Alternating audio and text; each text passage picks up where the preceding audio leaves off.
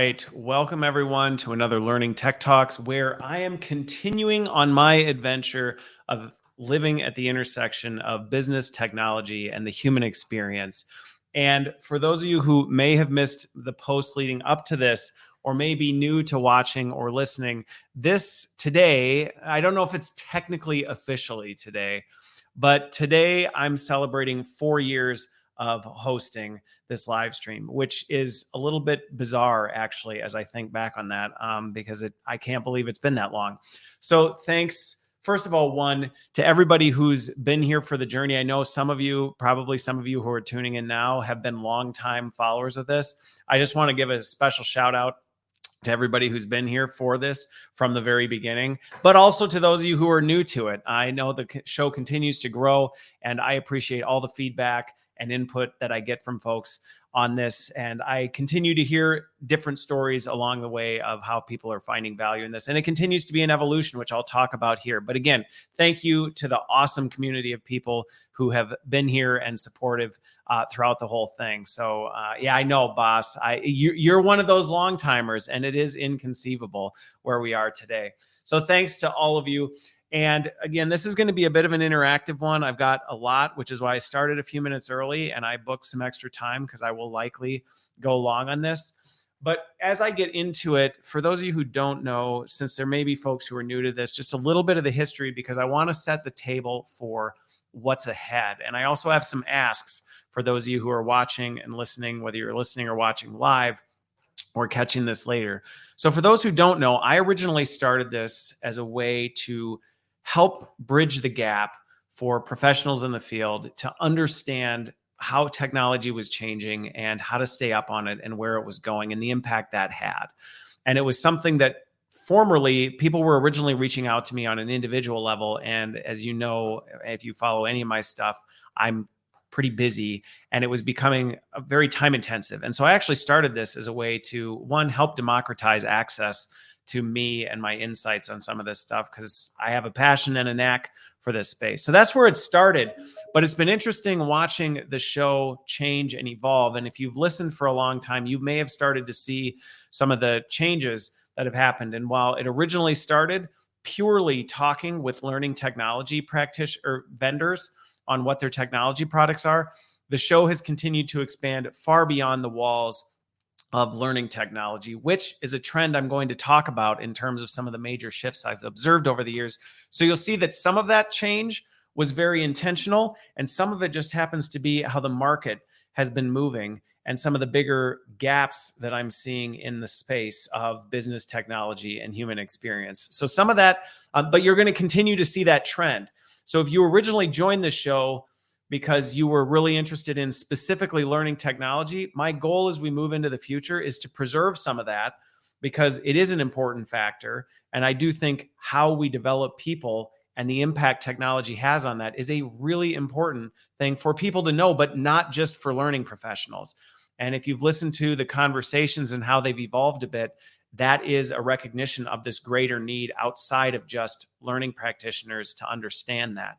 And that's going to continue. You may have also noticed that the lineup has started to evolve and go more broadly than just learning technology companies. So I have other technology companies folding into the mix. I also have a lot of thought leaders and industry leaders who are working in similar spaces from diverse backgrounds. You may have caught the episode with the EVP and general counsel from Fender, where we were talking about how legal is changing and things like that. And I'm going to continue that trend as I look to expand the landscape of how we're really looking more broadly at the intersection of this big, business tech and human component. So that's really a plan for the future of where things are going. I continue to look for ways to evolve and adapt, and that is largely based on the folks who are listening and following along. And so I'm always open to input and feedback as we go. So please keep that coming through. I do this for the benefit of others, not for myself. So if people aren't finding benefit, then I need to know about that. And if people would like to see more, I also want to know about that. So please let me know as I continue to evolve that. The lineup for Learning Tech Talks is currently booked into May of 2024. So I keep thinking like, well, maybe the lineup will slow down and eventually it just will kind of go into obsolescence. And I just continue to be surprised by the fact the distance I get booked out just continues to grow. So I'm going to have to either figure out how to accommodate that moving forward, or we'll have to get creative. So if you have ideas on that, please let me know. Cause sometimes people are like, hey, when can I get on? And it's always interesting the reactions I get when I tell them when the next available opening is. So that gets me to the next section of an ask that I would ask from anybody who's watching or listening as I look to take Learning Tech Talks. And we'll see if the name stays the same. I don't know. I haven't decided what that's going to look like. But whatever this is that I do, where this is going in 2024 and beyond, but I need your help with this. So what I would ask is, first of all, if this is something that you enjoy and find value in, this is a live stream, but it's also a podcast. I know a lot of people who are going to listen to this and watch it may listen to it on their favorite podcast streaming app or somewhere else. If you do, or if you happen to sometimes, if you could give it a rating and a review, that would be super helpful for me as I continue to grow it. Also, if you'd tell somebody, that would be fantastic. And I would appreciate it greatly if you let someone know, hey, this is a really helpful show, might find benefit to it. And if you want to go a level above it, if you find a specific session particularly helpful, go ahead and share it with them. So that's my ask. I'm very bad at asking for help. Normally, I don't like to do that, but I thought, you know what? I'm celebrating 4 years. I've been doing this for a while. I put a lot of blood, sweat, and tears into it. So I suppose a little plug for an ask from those of you who are actually consuming it may not hurt. But anyway, it's more of an ask, not a demand. So anything you can do to help would be great. So that's really the intro of where things are going, and what you can expect to see. Which now brings me to what I want to kick it off with is some of the biggest macro trends and shifts that I've been seeing that are then going to go into some of the more specific ones. So one of the ones that I just want to hit on that's been really interesting, and I talked about this, that when I started the show, it was pre-pandemic. And at the time, one of the biggest conversation points that was happening was the learning experience platform. That was the big boom of we need to create the single pane of glass for learning for everyone. And while I won't say that that's completely died, there's been a big shift as a lot has changed. LMSs have become more indistinguishable from LXPs. And there's an even bigger trend happening, which is there's a much greater integration across workplace technology. And my prediction on this is it's only going to become even bigger. The need for us to integrate and meet people where they are is only going to rise. And we're continuing to see that. I continue to see that in consumer behavior, and I also see it in employee behavior. And what that means is, to the vendors I know who are listening, the need to focus on integration and figure out how can we stop competing to be the destination people come to, and be willing to become the plumbing and electrical in the workforce experience, and say, I don't need to be on stage in the spotlight in order to be valuable and meaningful, and recognize that ultimately people are overwhelmed, they're busy, they're exhausted, they are struggling right now, and trying to compete for their attention for something that they're just trying to get their jobs done and grow as professionals is not the best use of our time and resources. And I think that's something that we all can start to look at, whether it's the technology or even our approaches to learning. Parading around trying to grab people's attention is actually in many ways something that is exhausting, folks. And that's a shift that I've seen even in the maturity of the technology. Before it was very much, when I started this 4 years ago, one of the major goals of everyone was, how do we get everyone coming to our destination and engaging with our wares and what we're doing? And there has been a slow recognition by the business and by the industry of saying, maybe that's not the best path. And I think that's a really positive shift, one that I think we should and continue to move forward. That's only been accelerated by some of the technological advancements we've seen over the past year. So that's a big macro trend that I think we're going to see. Now, this was something that before was considered as, was this a consolidation of the tech? And I'd be careful of tagging it as that, because having talked to hundreds of vendors every year, I would not say the technology stack is consolidating. I really wouldn't. There are areas of it that I've seen massive consolidation. There are components of it that I think are starting to fold together where it's made sense. Yet I've also seen mass diversification of specialty products and specialty tools. So that's where this whole idea that everything's going to consolidate into the all-in-one, to me, I'm not seeing that. And it's not something that I think would be valuable, because over the years, what I've seen is when somebody tries to be everything to everybody, you're pretty much nothing to nobody. I mean, you just really end up meeting nobody's needs because you can't really sustain the kind of innovation required to be top of mind for folks. So that's where I would say, while I'm seeing this convergence of, hey, we need to unify and fall into the plumbing and electric, it's not necessarily going so we can buy one platform and that's it. I would say it's quite the opposite. The ecosystems are becoming more complex, albeit in different ways. And I think that's a push that we'll continue to see. To your point, boss, I do agree that some of the niche solutions are. Actually, I've got some interesting thoughts on this. I actually am seeing a lot of new things sparking up, but they're sparking up in new capabilities and categories that didn't exist before. What I would agree that the niche solutions are slowing down is there have been seasons, and the pandemic was a perfect season of this, where COVID hit, everybody went remote, and suddenly there were a bajillion virtual engagement platforms or a bajillion community tools or a bajillion one of these. And there was this surge of just products that got thrown onto the market. But if you actually looked across the landscape, a lot of them were very similar to each other. And what I think I've observed is that the wheat has separated from the chaff on this one.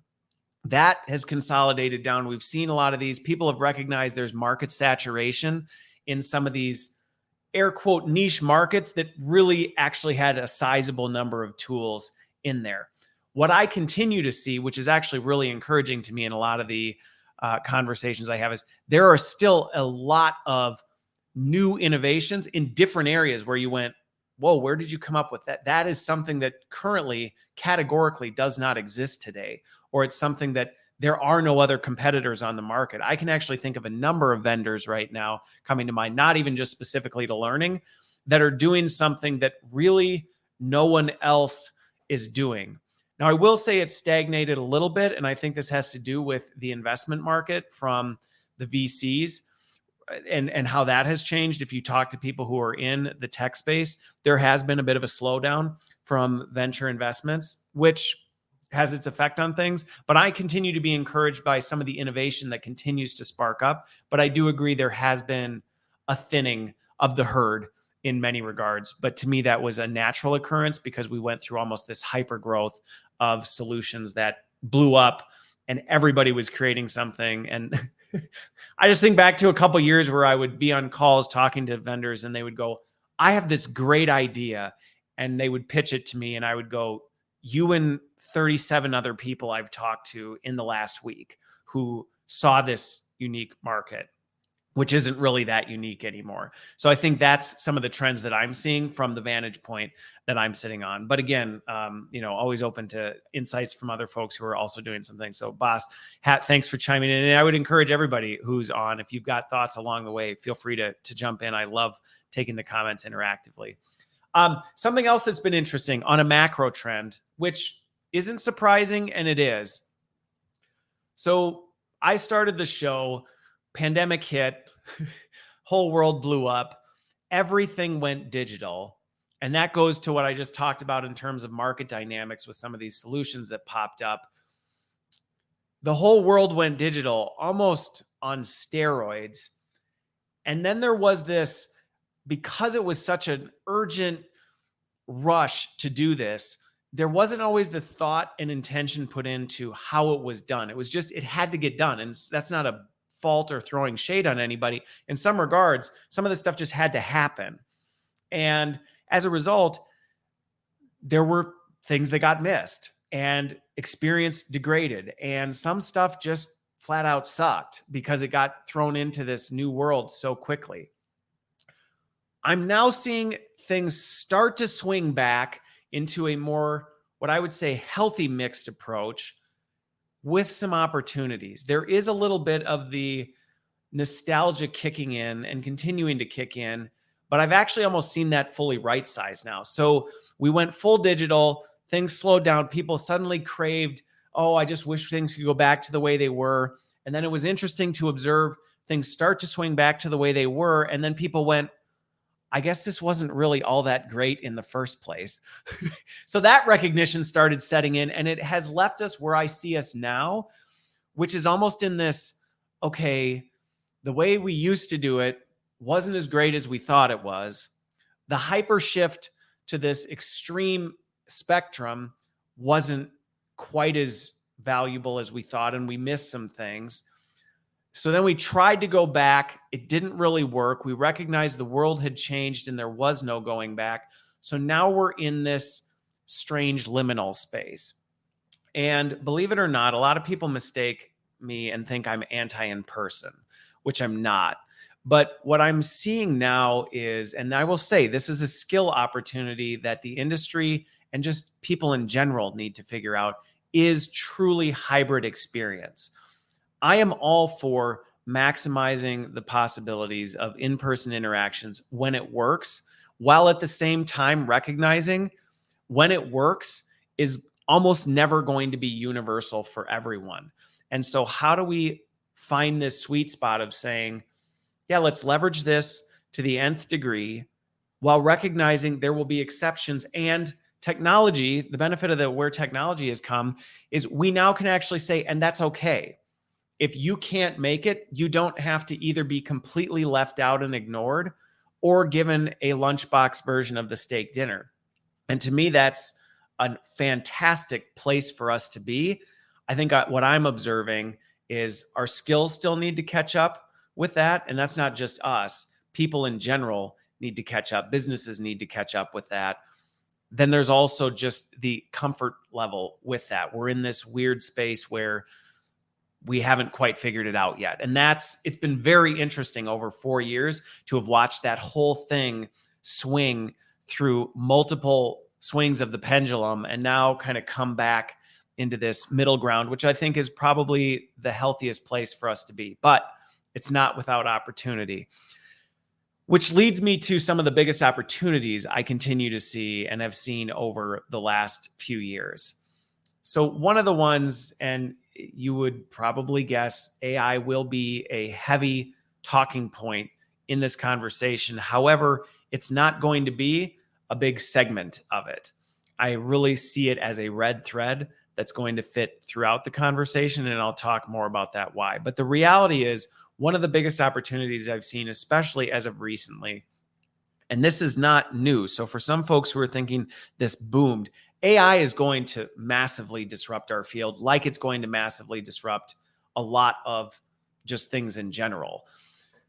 So we do need to upgrade and we need to upskill in these areas, but in a weird way. Not in a weird way, this actually is very predictable, in my opinion, in terms of having watched how this played out.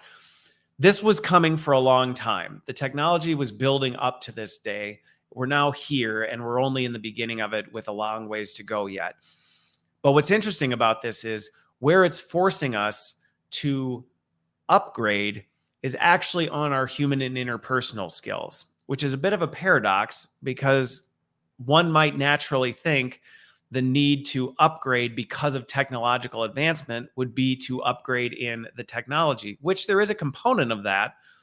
Yet the biggest opportunity is often this technology is now moving at a pace where if we aren't upgrading and focusing on the human and interpersonal components of what we do, we actually are becoming a bottleneck to our organizations, and they can actually better meet their needs more quickly and relatively accurately through other channels. And I think that's going to be one of the things that, having watched us over the past years, because this isn't just something that started at the end of 2022, we saw similar things happen with the pandemic. And some of the lessons we learned as we went into this hyper shift into digital mode was we didn't take the time to evaluate and account for the human and interpersonal components of that. And how do we do that well in the digital world? And that's actually what led, I think, largely to the almost rubber band effect as people snapped back and went, well, wait a minute, we can't completely abandon all of this.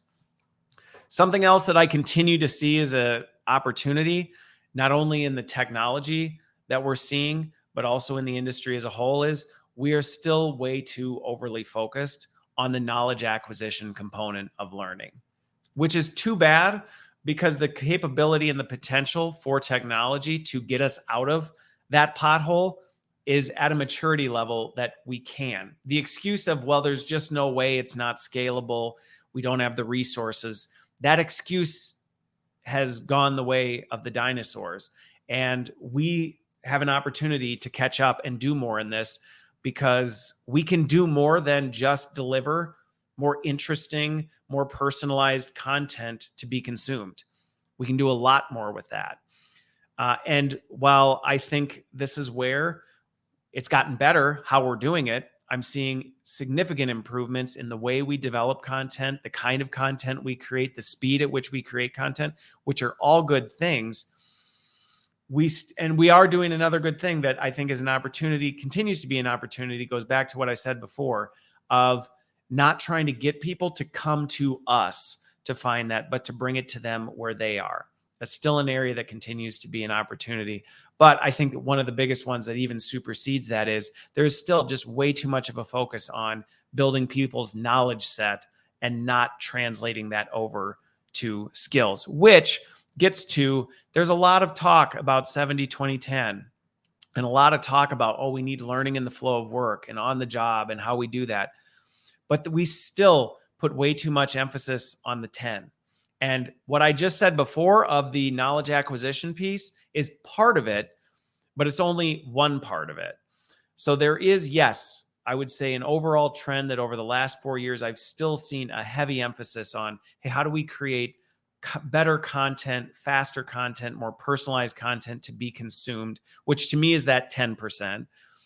But also, even when we start stretching outside of the content and moving into the skill side of the actual application, all of this, most of our resources are still channeled on the 10% of that. And to give an example of this, I've seen really great examples of cohort style programs start to spin up, especially in the post world of pandemic, where we said people still need human connection. They need connectivity with one another. So how do we do that well? And I think we've seen community and cohort style learning build up. But to me, in many regards, this is still the 10. And so where we're evolving and doing a better job of starting to say, yeah, we're going beyond just consumption and acquisition of knowledge to problem solving, discussion, community, collaboration, we're still looking at it through the lens of in the 10% that we own, instead of saying, how do we actually carry that change forward? How are we equipping people to facilitate and lead that learning on their own with maybe support from the sidelines, but not us directly? And I think some of that comes from an area of being afraid that, well, if we let go, will there be enough for us? I think this comes from a bit of a scarcity mindset that if we let go and we teach the workforce how to develop themselves and we equip them to do the learning on their own, won't that naturally lead to them going, well, what do we have you here for? And I think that's a mindset that we need to shift, because we're missing opportunity and we're missing the chance to actually equip people. The reality is, having done this my entire career, there is no day I see us ever getting to a point where we've solved all the problems and someone goes, there's really no value in what L&D has to offer anymore. I don't see a world where that happens unless we choose to remain complacent. But so long as we're staying ahead of this, being forward thinking about where do people need to be? How are things changing?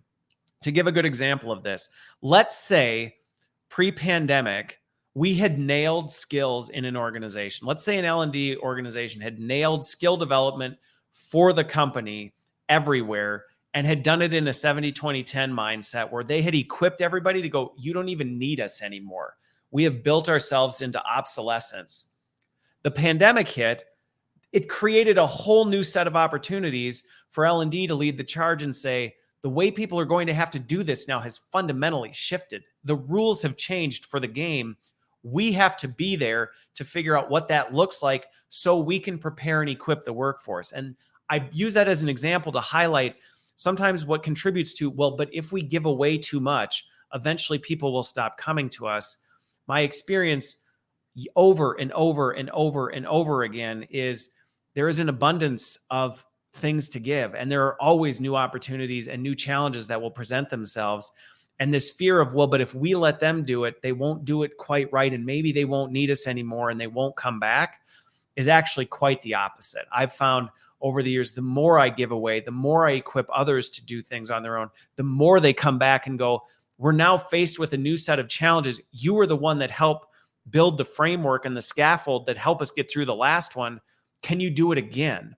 And I think that's where, as I look at not only us transitioning from, okay, how do we go from building more passive knowledge consumption to active application and learning? How then also do we start to make this shift to, we're now equipping you to do the talent development. We're equipping employees to be talent developers, to be learning professionals, instead of going, well, we need learning to be the ones to always do that. And I think that's an opportunity area that we can continue to make. This is one I don't see us making as much progress on as I would like to see.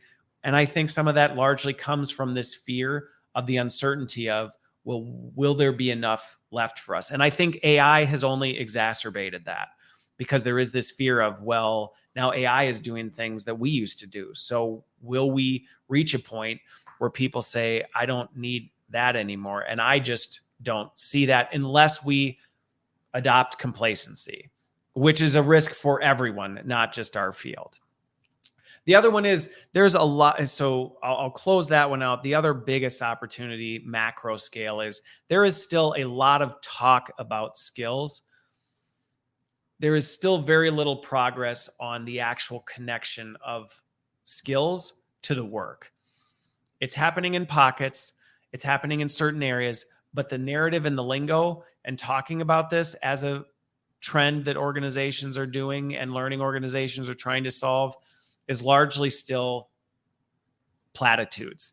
It's not necessarily getting the traction that it should. Now, to be fair, this is largely because connecting skills to work is far bigger than learning and an L&D function. It's far bigger than an HR function.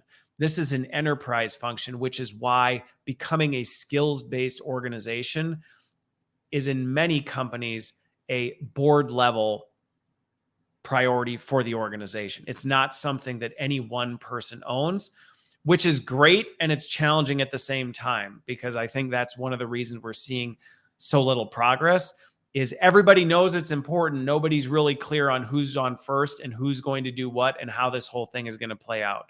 So this is going to be something that, as we look at the future over the next few years, and this is to anybody listening, regardless of what business function you sit in, there is a much greater need for us to work cross-functionally, to work outside of boundary lines, to not, again, going back to the scarcity mindset, to not try and hold tightly to what we think we own because we're afraid if someone else contributes, somehow it'll be taken from us. There's far too many big problems ahead of us to solve for us to be concerned about defending our own territory and being afraid that someone might land grab something that we have that really belongs to us that they shouldn't do. There are far more problems to solve than any organization is capable of. And if anything, this is where what's coming with artificial intelligence, to me, is one of the brightest lights coming into the spaces.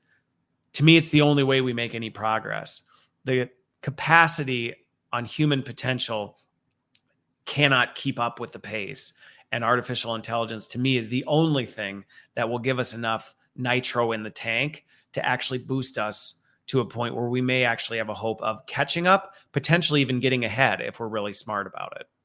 Okay, so we're 30 minutes in, and I've only hit the intro and the macro shifts. So let's see how far we go into it. Like I said, on the AI conversation, I said, you're going to hear me talk about this throughout, But like many conversations I have about AI, I had a recent conversation with someone who was saying, I'm trying to figure out where best to apply AI. And my response back to that was, I would actually encourage you to stop and go back to the drawing board and say, what are the biggest problems I'm trying to solve? And then come back to me, and then I can help you understand where AI may be able to help with that. So I don't really want to sit and talk about AI as a thing, because as far as I'm concerned, AI now, even where it hasn't quite yet made it, will become the red thread. Shout out to Danny and Stacia. Will become the red thread of everything. It will be threaded throughout anything we do, everything we do. It will be an integral part of our work, of the tools we use, of the way work gets done. So asking the question, what's AI going to do? What are the biggest trends in AI? To me is actually putting us in a box. The limitations of AI is our creativity, and that's really the only cap to it. So if you're stuck wondering what to do with AI, I would actually encourage everybody to go back to the drawing board and say, well, where am I stuck? What are the things I'm stuck with? And then let's go from there. So one area I want to focus a little bit on is the skills topic.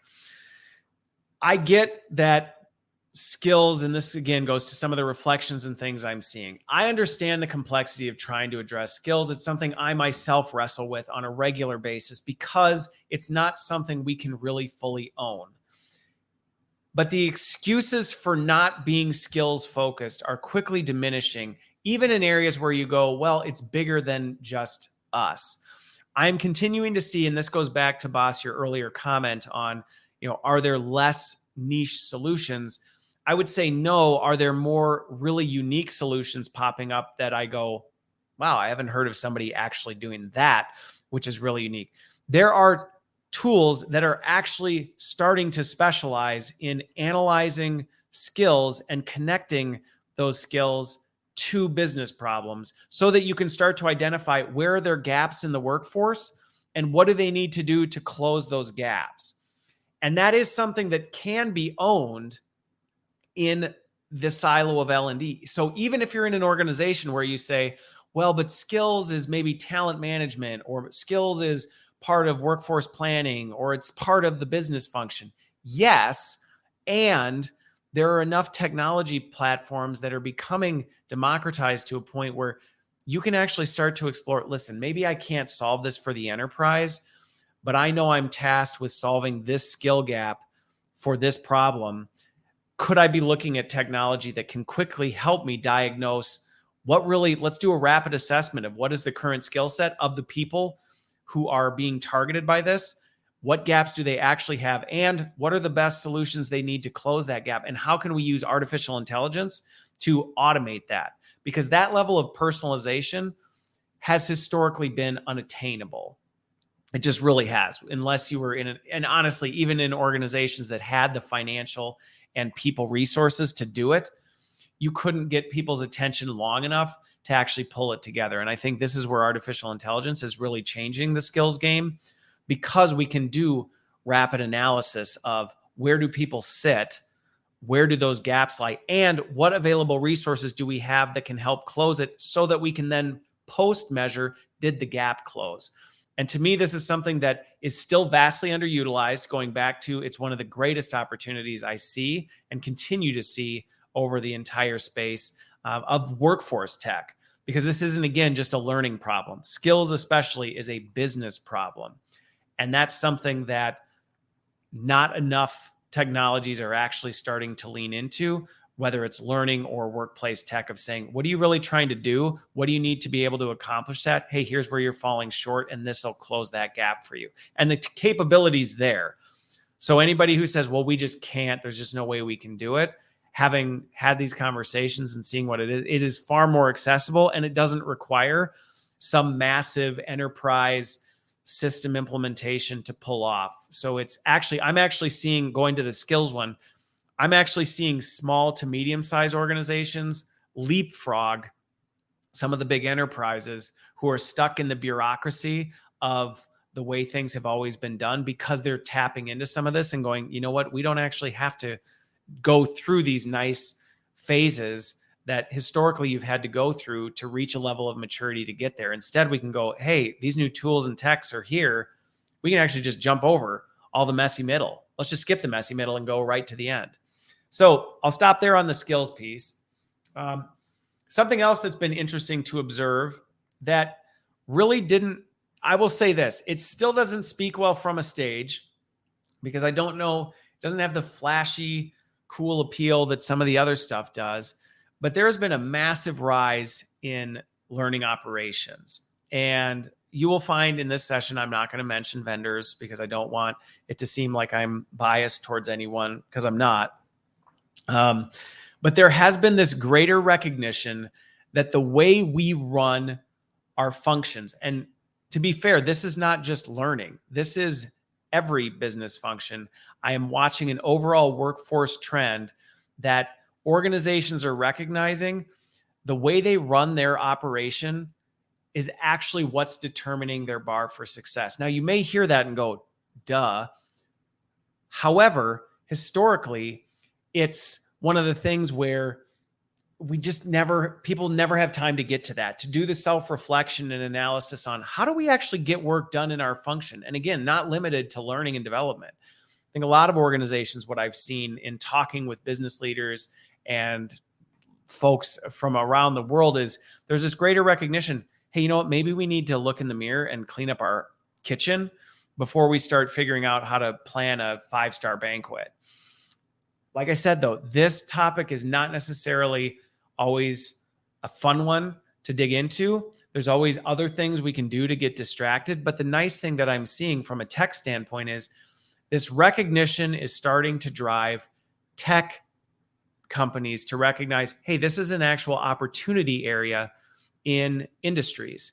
And the specialization of helping people automate, streamline, and focus on internal operations is actually maybe something, one, for tech companies, they're recognizing, hey, there's actually money in this. So maybe if we do it and we do it right, there actually is a viable business model here, which I hope this trend continues, because the number of times, even in my own shops over the years, where I've been frustrated by our ability to achieve a certain threshold, only to find out, well, that's because you're running a messy ship. You know, the inmates are running the asylum and you're wondering why you don't have a well-run asylum. Like, well, that's a trend that I'm seeing move. And the nice thing is there's now, in the past, if you recognize this and wanted to do something about it, you really had to be MacGyver. You had to be MacGyver and really good with paper clips and rubber bands and Elmer's glue to try and figure out what to do to solve it. And that has shifted as more tools and platforms are starting to recognize, you know what? We actually need to provide people with the specialized support to run an effective operations and to think more like a business operator than whatever siloed function you happen to be running. And I think that's a positive trend. I hope to see that continue to pick up, because in many ways it was forced. But once you start getting into, sometimes the hard times are what force you to dig into these things that you would rather set on the back burner and go, I don't really want to think about that. And I think we've gone through some really hard times over the past few years, which has forced organizations to go, where do we clean up? Where do we get lean? Where do we focus on the most important things? My hope and message to people who watch and listen to this is, as we get into better times, don't take your eye off that ball. Don't get complacent and go, all right, yeah, we did that. We did the cleanup. I'm sure we're good now. Now I'm going to let that fall back into back burner mode, because what you're doing is putting yourself into a box where you're capping yourself based on your potential of your internal operations. Something else, all right, next one up is virtual experience. So I mentioned the overall macro trend I've observed over the last 4 years of, you know, this surgence of everybody's remote. So everything was digital and virtual. And then it was this nostalgia. Let's pull everything back. And people came back and went, it actually wasn't all it was cracked up to be. And now we're in this kind of awkward liminal state. What's been interesting to watch the virtual space, and boss, this gets back to your comment about the niche solution.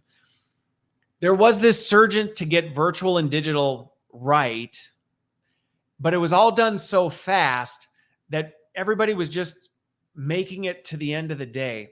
And in many regards, I would actually say we've taken our eye off the ball in improving how we do things virtually, which to me is extremely disappointing given the fact that, and I think what fueled this was we swung the pendulum back a bit and people went, I just can't wait to get back together and put that virtual stuff behind us. And so that led to this like, yeah, so we don't really need to keep prioritizing getting that right because we'll go back and not have to worry about that so much. And the problem is now as things are going back to, well, maybe we'll get together sometimes, but not consistently. And there's always going to be someone who's remote. We've actually really missed the opportunity for us to continue driving our virtual experience skills. And again, this is not just an L&D thing. I see this in people's ability to run virtual meetings well. I see this in people delivering virtual events well. We started to really make some positive momentum in there. And I was really encouraged by it, going, hey, you know what? Great when the pendulum comes back and we start doing things in person again. I'm looking forward to those days. Yet, I also look forward to the fact I don't have to count on, yeah, but if there's a virtual one, it's going to kind of suck. And unfortunately, we were making really good progress on that.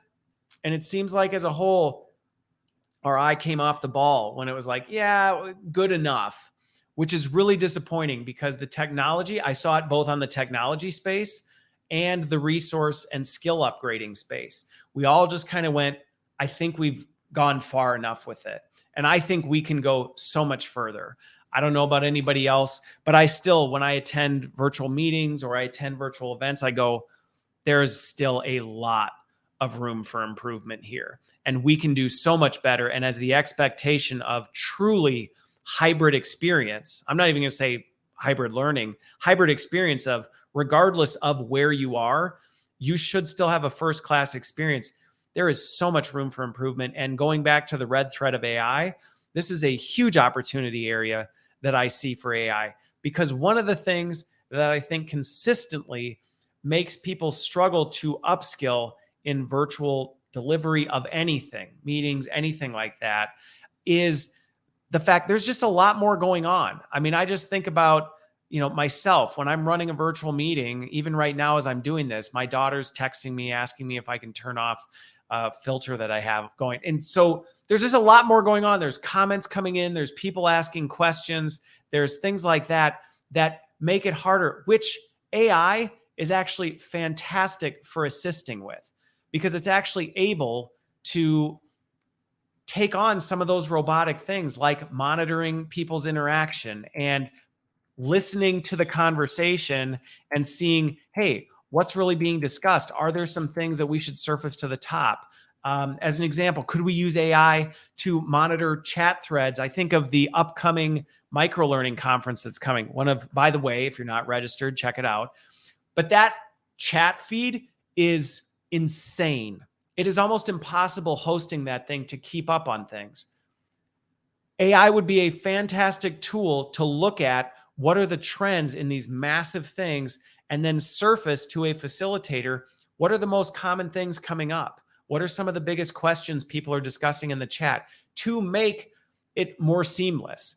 And I think that's where there, to me, continues to be massive opportunity. I think we took our foot off the gas in terms of virtual experience as a whole, not just as learning, as a whole. We've kind of said, yeah, that's good enough. And I think we can do so much better. Boss,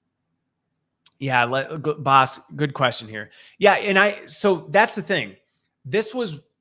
Hybrid experience has always been a passion, even before it was a cool thing. I remember back in my days of running global teams before the pandemic was a thing and carrying around a little USB webcam on a little tripod that I would bring to meetings because I knew there was global distribution and not everybody could be in the room. And so we would have this thing up and people thought I was a bit nuts. And my viewpoint was always, I'm here and we're here, but not everybody is. And so there was this greater recognition. But I would agree with you, boss. We've always kind of ignored this inclusivity. And there was always this, well, if you're on the outside, it's a second-class experience. And again, it's disappointing because we can do so much better and technology can only take us to another level. So I hope that we can put our foot back on the gas and that we can say, you know what, hybrid is here to stay. We can never count on anybody ever being in any particular location at any point. And that is just reality. And my prediction is that's not going to change at all. If anything, that's only going to get bigger. So then also, how do we figure out where are people that are in proximity to each other? How do we rapidly stand that up so we can maximize the opportunities where people are connected?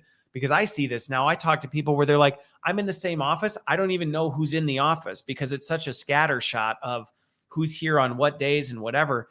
So even when they're in the office, I hear of people who are attending things virtually because they're like, well, I didn't know there were 3 people who are in the building just down from me because now the office environment is so scattered. So we have to solve for this.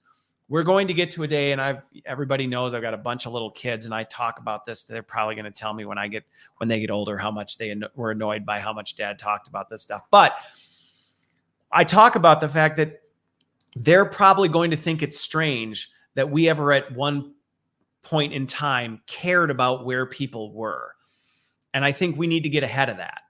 We have an opportunity to get ahead of it, and we've taken our foot off the gas. So I'll stop there on the virtual experience, but all that to say, I think there's still massive room for opportunity in AI that I'm not seeing, even in the really common virtual platforms that I go, why are we not leveraging AI more here? Why are we not doing more to make a more seamless and personalized experience in real time? And there are a handful that are leveraging watching the conversation dynamics and providing real-time feedback to people so they know, hey, you're talking too much, or this person hasn't said anything.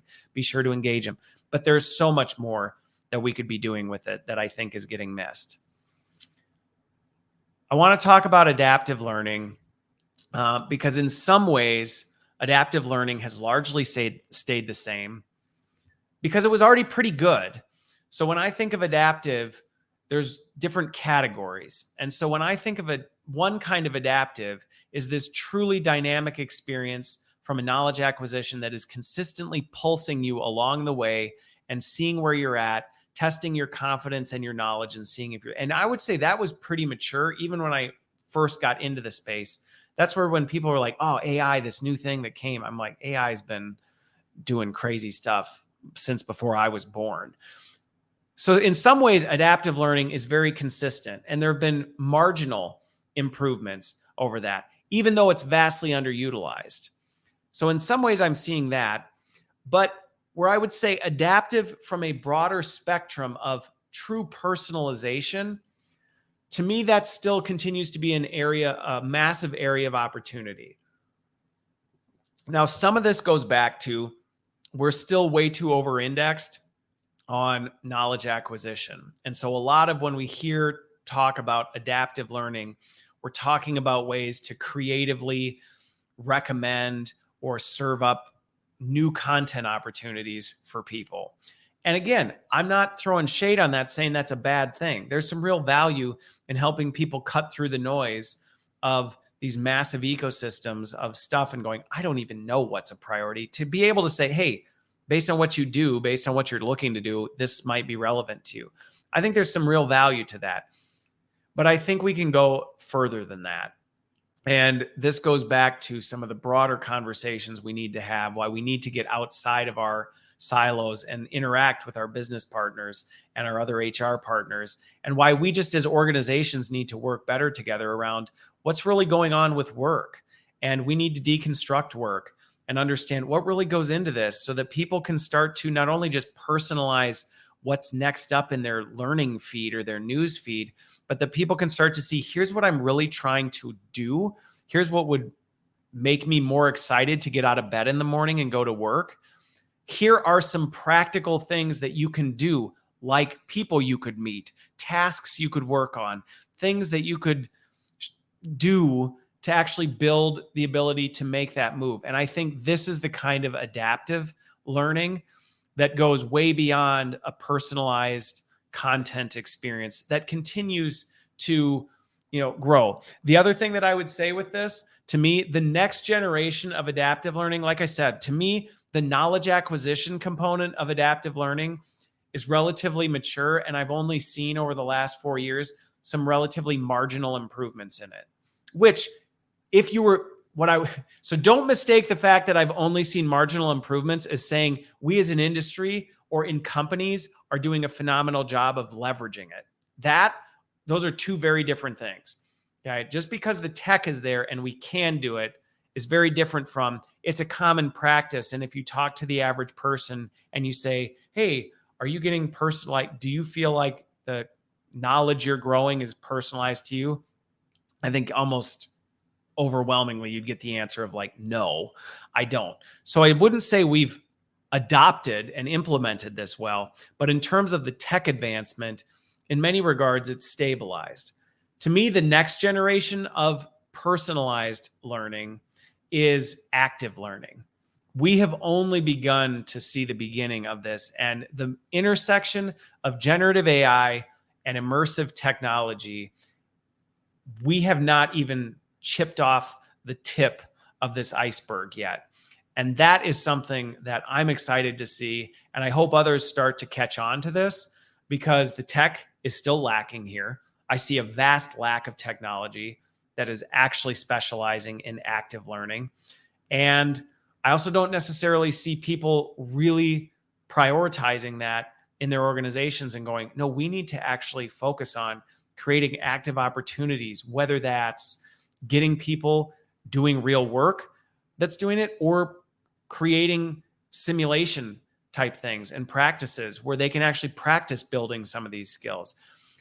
The hardware, I will admit, okay, when it comes to immersive tech, if you're listening to this component and you're saying active learning is the next generation, I agree that the hardware is still a bit immature. But that's irrelevant to where the technology is today, because the technology, mobile and desktop, is more than mature enough, and it's widely available, it's widely affordable, and it's widely accessible to people. So a lot of the excuses I run into from people on why we're not doing active learning and why people aren't doing this, both from consumers and from talent developers, which could be formal learning professionals or is just this like, well, it's hard. I can't really do it. I don't really know where I would go about doing that. That excuse is dying quickly. Now, again, huge opportunity to the tech folks out there who are going, hey, where could I lean in and get in front of some of the trends? To me, this is a big one. But to me, the next generation of this is active learning and moving beyond personalizing development around content and knowledge acquisition and truly personalizing, hey, your skill journey, how you develop skills, what your career pathway looks like. We're actually going to prepare you for things you didn't even know were possible. And we're not just going to tell you about it. We're going to show you so you can get into it. And you don't have to go through that experience of, yeah, I took that job. It really sucked. I liked this part of it, but I would now have written off that whole industry because of the bad experience I had. We're going to get to a point in the next few years where I predict people are going to be able to, but that's largely dependent on us, our innovation, and our creativity. And yes, we need the tech to do it. But I can tell you right now, having seen the technology and talking to some of these stealth companies that are playing with stuff, it's there. So the excuse of we can't, or it's not scalable, or it's unaffordable, it's not the case. It's a matter of figuring out how do you get mind share and market share. And this goes back to one of the biggest opportunities, I think, for businesses as a whole is to think differently about what developing employees means and what that looks like. And that's not just an L&D problem, that's a business problem. We need to figure out how to change mindsets around what growth and development and personalizing that to each individual, and how do we actually leverage identifying the best in people and leveraging that within an organization and using technology to do it. That's just something that is just a massive opportunity across the board. I guess I did my massive opportunities before, but I skipped that one. So let me transition to some of the things I've observed about learning in the flow. I know, Josh, you probably won't listen to this, but Burson was famously quoted for, saying learning in the flow of work is going to be the next big thing. There is a greater recognition that it should be a priority. Going back to one of the macro trends that I'm seeing, there's still so much room for improvement here. And I think the way it's being executed and even some of the innovation that's happening isn't happening in the right way.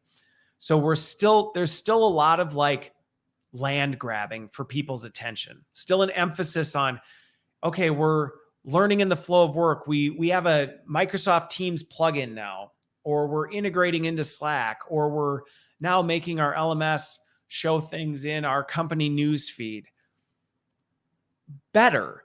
And that's where I'm careful to say, I don't want to throw shade on it and say that's not good. It is good. It's definitely good and better than assuming people are, sending out a newsletter telling everybody go check out the LMS and see what's there. But going back to this personalization of really helping people understand what it is they need to accomplish and giving them the tools and equipping them to be able to figure that out, there is so much room for improvement. And again, this is the next generation is active learning. And to me, this is where I'm watching what's happening with wearable technology. I'm watching what's happening with the analytics and how generative AI is starting to mature and what it can do as it's starting to make sense of data and the speed at which it can make sense of data, which really is the underpinning of what's so valuable about this, is it can start to provide nudges and insights to people around, here's what you're trying to do. Here's actually a better pathway to do it, or here's something you can do to improve on that. That is still a black hole from my observations from both the tech and just the business readiness to think that way and to act that way. And I think there's so much opportunity there, and the tech is mature enough. So it's not that we couldn't do it. It's not that the capability is not there. It's a matter of actually getting, and this is where it's going to require a synergy between the vendor industry and organizations as a whole. Because if organizations don't make this shift from a mindset and don't prioritize it, no vendor, there's not government funding for orphan talent development initiatives like there is pharmaceutical products. There's nobody out there going like, hey, can we just get government grant? I mean, maybe there is, and I just don't know about it, but certainly within organizations, I don't know a lot of L&D practitioners familiar with channels of getting funding to do these really wildly creative things that's then going to get vendors to go, hey, there's enough capital in here to invest in the kinds of technologies that people are going to use. So we need this convergence of, and this is why I'm so big, I started this show to close the gap and end the middle school awkward dance of vendors and practitioners being on opposite ends of the dance floor and say, we got to get together and solve this big problem. Because to me, active learning and learning in the flow, truly learning in the flow, not just distracting you to give you something to distract your attention on something someone else thinks is important, but to actually say, I know you need to do this. Here's what you need to do this. Do you need a simulated environment so that you feel safe doing it? Or are you ready to just do it without the training wheels? That is going to require a convergence of practitioners and vendors to say, we need to work together on solving for this. Because if there's no money in it, the vendors aren't going to do it. If the vendors aren't ready, the practitioners can't. And the tech is there. The tech is absolutely there if we're ready to harness it. And this goes back to one of my earlier statements of the only limitation on the current state of technology is your imagination. It really is. So if there's something you're trying to do, it can be done. Now, whether it's feasible right now based on maturity of things, that's a different conversation, but it can be done. So that's where I'm seeing continued. I'm really happy to see things like digital adoption going mainstream. I don't know that every L&D organization is there, but I'm seeing more and more organizations recognizing, hey, you know what? Talk about learning in the flow of work. People are trying to get something done. And you know what? Maybe we don't even need them to learn it. Maybe we just need to help them figure out how to do it so they can get back to their real job and the things that they need to do. It's also where nudging is continuing to grow, of recognizing like, hey, this is the kinds of things you're trying to do. Here's the underlying skills and behaviors that you need to do to pull that off. But these are still, to me, these are orphans. They're not quite reaching the scale that I think they need to get organizational recognition and adoption and become part of core business strategy. And so if you're a learning practitioner who's saying, I wish there was a seat at the table, the seat's there. the opportunity to influence business leaders and say, talent strategy is your business strategy. And here are the ways we can make that happen. It doesn't have to be, do we choose our people or do we choose our profits? It's, we're going to do both. And here's the pathway we go about doing it. And it looks like this. And these are the kinds of investments. And here's the returns we can get for doing it. And that opportunity is there if we lean into it. Okay. Coming in, couple other ones that I want to touch on that'll be a little bit briefer. One big opportunity area that ties, in my opinion, to one of the broader ones where I've probably seen some of the biggest movement, especially in recent months, specifically in 2023, end of 2022. There's been massive enhancement to the way content creation and experience has happened. And like I said, that's a good thing. While I still would say we're far too over-indexed on it, it's good that we're improving in this area because we now can get to a point where disposable content is feasible. We can move at the pace and speed of business.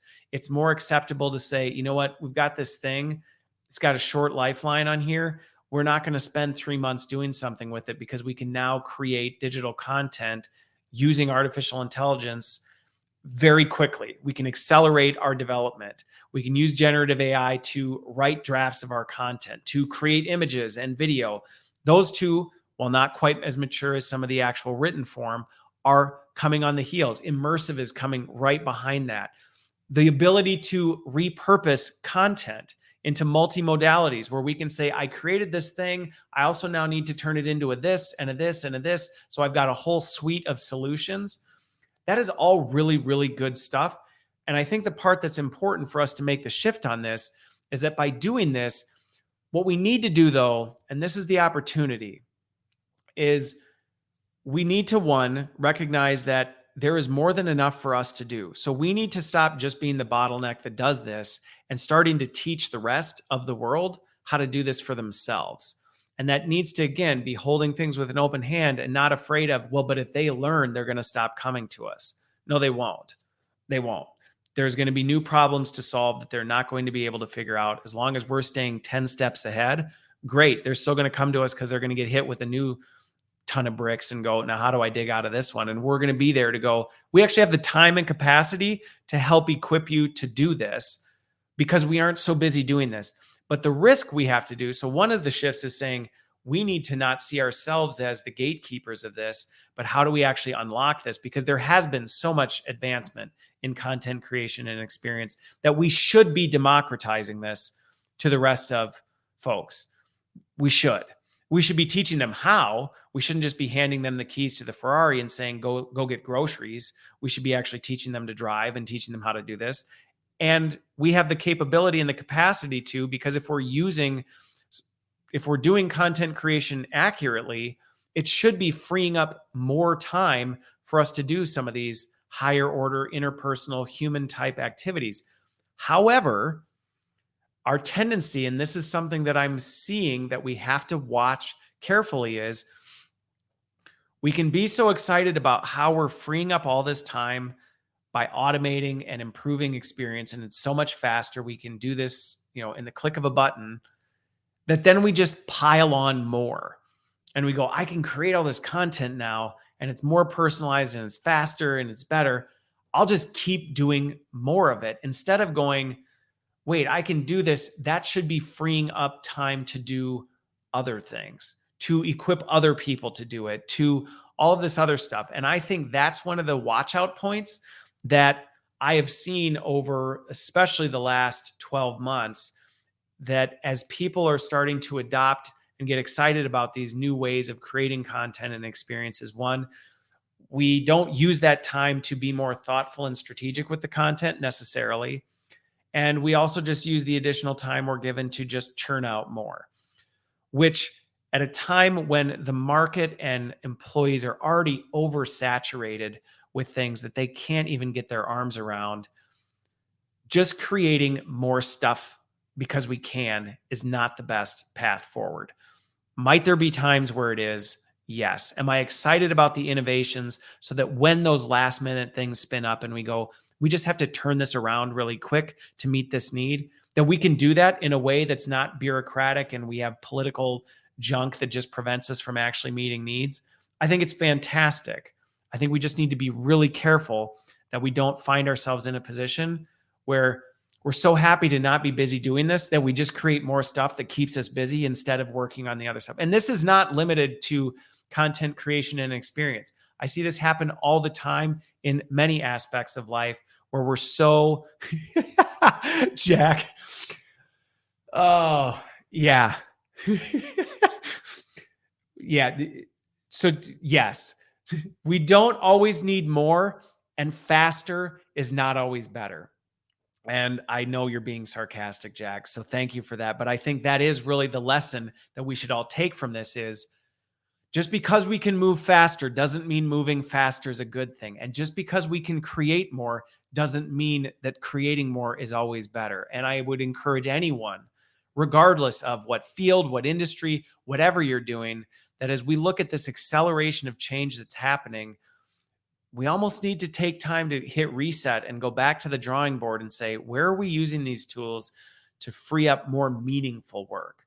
Where are we using these things to help us actually solve problems rather than just throw more spaghetti at the wall in hopes that more noodles stick? That's the risk that I'm seeing many people fall into, myself included. I have to forcefully, intentionally set myself time to step back and go, wait a minute. I'm really excited, but where am I actually pulling back? And you may have noticed that in some of the things that I'm formerly doing, that I was formerly doing, that I'm actually pulling back from going, no, I'm actually going to not do that anymore. I'm actually going to change and use that time I used to do this for to do other things, which is why, if you don't know already, I spend a lot more time creating YouTube content that doesn't come to LinkedIn because there's a lot more I have to say on a lot of different things that I don't just want to saturate LinkedIn with, but YouTube has a great place to host a lot of this long form video content, and I can use AI tools to break it down and make it digestible. So again, everybody has an opportunity right now to say, where could we be doing better, not just more or faster? The other thing is with accessibility. It's better, but it's disappointing to see there's not enough of a spotlight being shined on accessibility, given how the tech has matured to a point where it can. It is largely overlooked. And with the capability of AI, this is another area where instead of just going, hey, think how much more stuff we could put out or how much faster we could put out, we could actually be going, how could we be improving the quality of what we're doing? I think of it just a good example of this. Shout out to you, JD, if you end up listening to this. But your video that you did showing people the possibilities of creating a video that is one video that can be produced in multiple languages, where the language and the face is actually speaking in the native tongue of whatever that is. That is a huge opportunity for the people I know who are leading global organizations where they go, we got this one video of the CEO, and we are very arrogant to send it out and just go, everybody consume it in English because that's what we've got. And the CEO doesn't speak any other languages, which in the past, to me, I wouldn't say that's arrogant to do that because it was like, well, it's a limitation on what we can do. We can't teach our CEO 63 languages and have him redo the video. I get that. But now the excuse of, well, so we can't is actually fading because you can. You can use AI to get his voice print, change this, and actually do this. And this isn't just a learning thing, but this is starting to say, as an organization, how are you thinking about the dynamic and diverse needs of your people and saying, let's just not produce more faster things. Let's actually recognize we got a diverse group of people out there who have a wide array of needs. And instead of saying we've got to cast the widest net, starting to say, where can technology help us to cast a personalized net for everybody? And that may be a high bar. I agree. That is a high bar to shoot for, but it's not as high as it used to be. It used to be an impossible bar. It used to be like trying to land on the sun. Now it's more like landing on the moon. And that's only going to come closer. Pretty soon it's going to be like taking an international flight to the point where we can do some of this stuff with really not any effort. And I think that's something that there should be more light focused on. And this isn't just languages. This is about different people's needs, where they are cognitively, all these different things that makes work more accessible for people, makes development more accessible, which opens opportunity for people who had less access, where there's inequality in the system. There are so many areas that we can be using technology to close those gaps. But if we don't stop just running faster and producing more, we're actually going to gloss right over them and miss the opportunities that are right in front of our face that are already there. And that's something that I'm seeing right now. The tech's there, the capability's there. And some of these tools, it's already built in. And we're so busy moving on to the next thing, we're not going, how do we actually get more out of what we did right here? Which also goes back to, interestingly, for those of you who know me a little bit, my brother and I talk a lot on Marco Polo.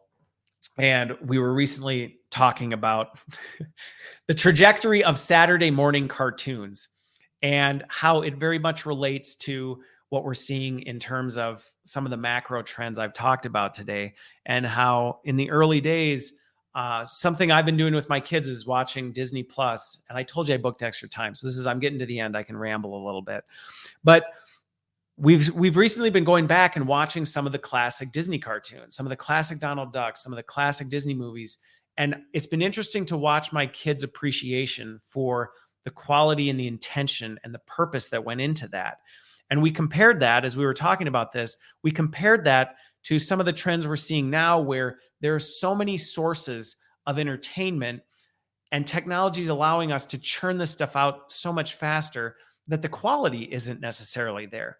You can't sit down and really enjoy the experience the same way you could, because, well, we got to create, we're throwing so much spaghetti at the wall. We're producing so many cartoons. We're just seeing if one of them sticks. Versus if you were going to get into the one Saturday morning lineup, it better be a good cartoon, because you're capitalizing youth's attention for half an hour on their Saturday morning. And if it sucks, you might lose them.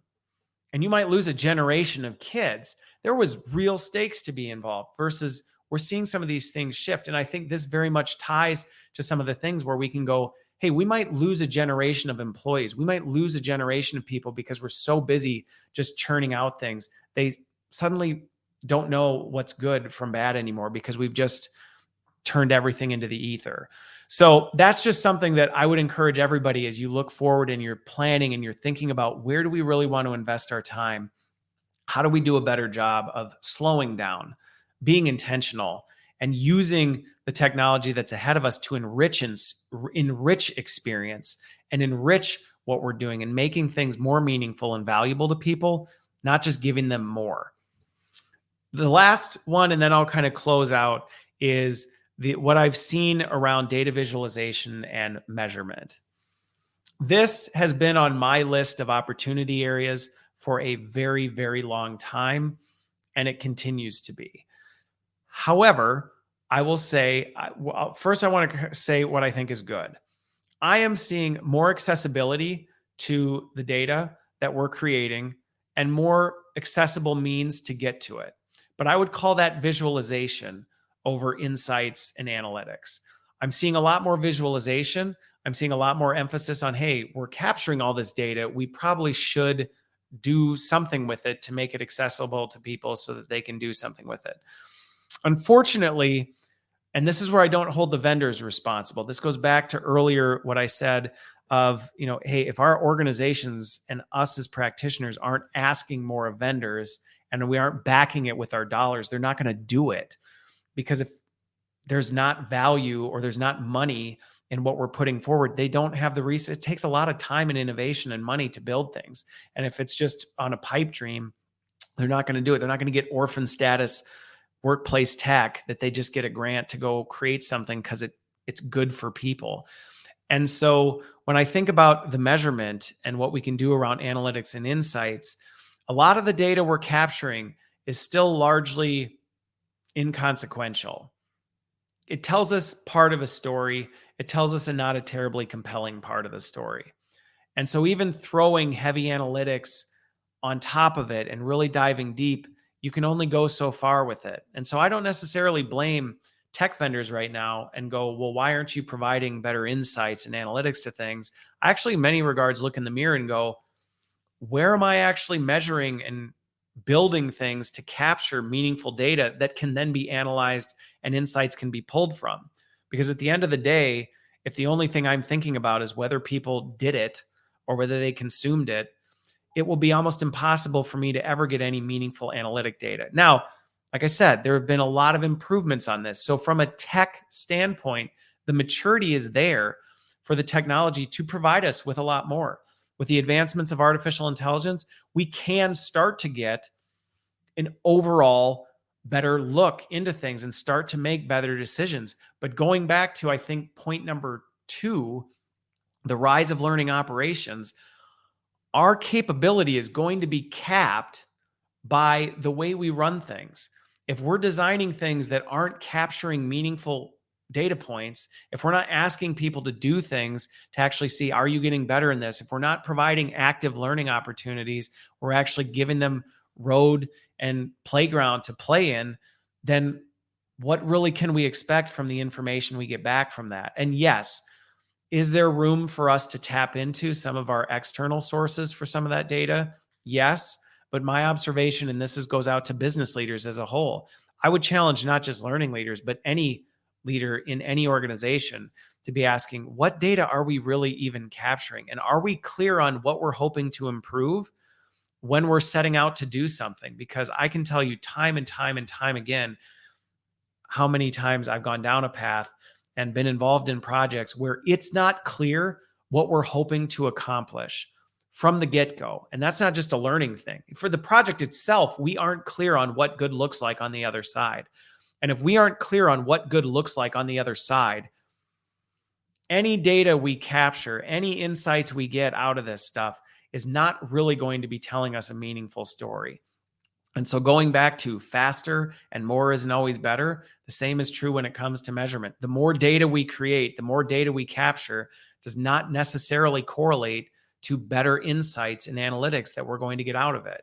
We need to be more intentional on the front end and go slow to go fast so that we can start to look at things and go, we were hoping to see this because this is the outcome we were driving to. Did we get there? And if not, why? So that data can actually tell a story. And this continues to be an opportunity area, but I don't see this as, oh, this is a gap in the tech. The tech is there. I can throw data at my my OpenAI Plus account, and I can get meaningful insights out of it if I have meaningful data and I ask it to tell me something about it. The tech is there. Even the most basic tech is there. The problem is we're capturing a lot of garbage and then trying to figure out how to make a masterpiece out of garbage. And I think that is a problem that we have to really look in the mirror and say, how do we improve that? How do we fix that? Because if we don't fix that, the tech won't save us. The tech's not going to get us there. But it's been interesting to watch because there has been over the last 4 years, I've watched a lot of the conversation drive around measurement and analytics and all this other stuff.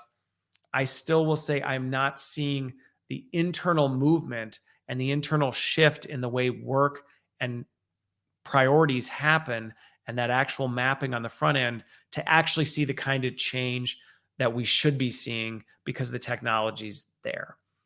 Okay, I actually did make it to the end and only went, 20 minutes over. So in terms of kind of wrapping up, some concluding thoughts on this as I close out and all of this is, as I think back on some of the biggest things, there are 3 trends I think everyone should be following as you go forward. So you just heard my reflections on what I'm seeing, where I see some opportunities over the last 4 years. There again, talk to me next week. I'll probably have 3 more hours of thoughts on this, but this is where I am today. As I look, and anybody watching and listening who's going, so what are things I should be thinking about as I look out? Part of my answer to that is you need to actually do the hard work of understanding what you're trying to do. But I do think there are some common threads that I would say everyone, absolutely everybody, should be following and thinking about as we move forward. And these, if you were listening, are threaded throughout the entire conversation. One is personalization is paramount. Anything done right anymore is about meeting people where they are on their unique journey. And this is not limited to just learning. The technology has reached a state where we no longer have to cast the widest net, nor should we be. Not everything is where it needs to be, but so many things are so much further along than we actually are implementing them. And this is really an opportunity that's going to become an expectation. It's going to become an expectation from employees. It's going to become an expectation from businesses.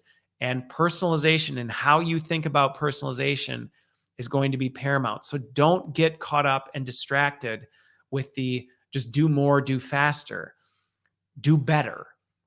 And that is going to be a trend that everybody should be thinking about. Now, what that personalization looks like for you and the work you're doing, regardless of what field or industry you're in, is going to look a little different. And that's okay. That's totally okay. So long as what you're saying is, I am trying to figure out how to do what I am and make it more personalized to the people I'm trying to serve, because you can, and it's going to matter, especially in an AI age. It's really going to matter, going back to some of those macro trends of things are just going to get to a point where it's almost indistinguishable.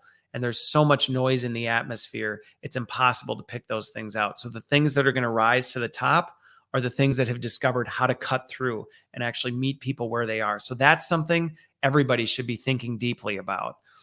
Another one is the digital future is human, which sounds paradoxical in nature, but it really is. As I look at all the things on a macro level that are happening over the past few years, and not even unique to AI, as I look at what happened from the day I started this show and a few months later, the pandemic hit and the whole world went upside down. While there's a rapid rise in digital technology, the wheat that's separating from the chaff is the technology that is really focusing on the critical importance of human interaction and human skills and bringing the best out of people. I've said this multiple times from the stage that your litmus test for whether you're using technology right is whether it's further humanizing people or whether it's dehumanizing them. If you're dehumanizing people through what you're doing, you're actually going down the wrong path. Now, I understand there's complexity to that, because you may say, well, dehumanizing who? The end user, the admin, there's like multiple parties involved. Well, ultimately, that is the very difficult discernment we're going to have to make as we move forward, and some of the trade-offs we're going to have to make as we figure out, well, at what point is the right balance? But ultimately, the digital future is human, and where we lean into that and where we maximize that is where we're actually going to set ourselves apart. And that's something that everybody, as they're thinking about, well, what should I be doing for next year? Where could I be leaning in? Where should I be trying to do more? Well, where are you bringing out the best in people through what you're doing? And that can happen in some very unorthodox ways.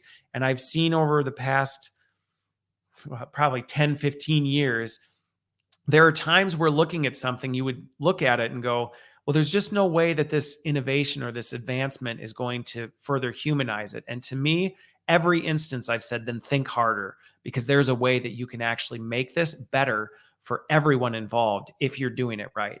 And I get the tendency is to go, we don't have time for that. They don't want to, but the long-term rewards on that investment always pay dividends.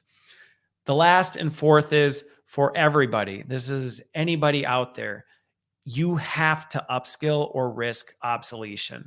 You absolutely have to. Complacency is not an option.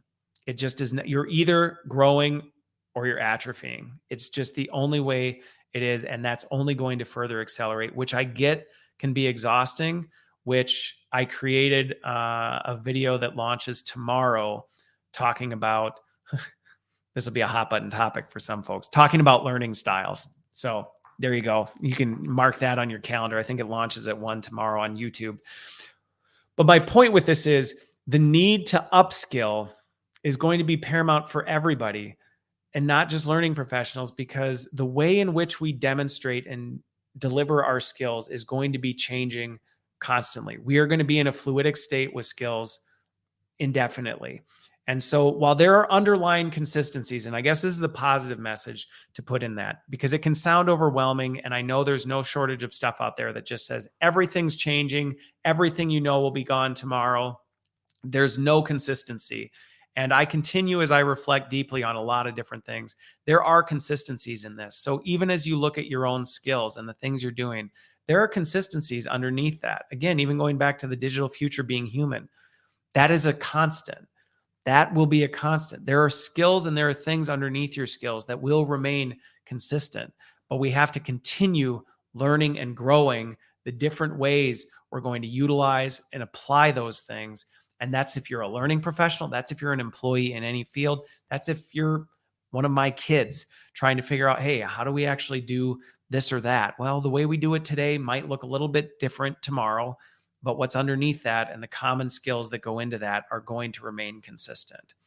So that is the conclusion. Again, if you missed any of it, feel free to check it out. Again, my one ask that I said is, if you can, as I continue to evolve LTT, I'd ask for your help in getting the message out there and letting people know. Give it a review if you can. And I look forward to continuing this on. Like I said, the lineup for this is booked well into May of 2024. So I don't plan on stopping anytime soon. To me, this is one of those important works that continues to add value. And as long as it's adding value, I will continue to find time to do it. So with that, I hope you all have a wonderful rest of your Tuesday, a wonderful rest of your week. I will be back next week with a solid lineup through the month of October and through the rest of the year. So thank you for joining me on the celebratory 4-year celebration of Learning Tech Talks. And I will see you on the other side.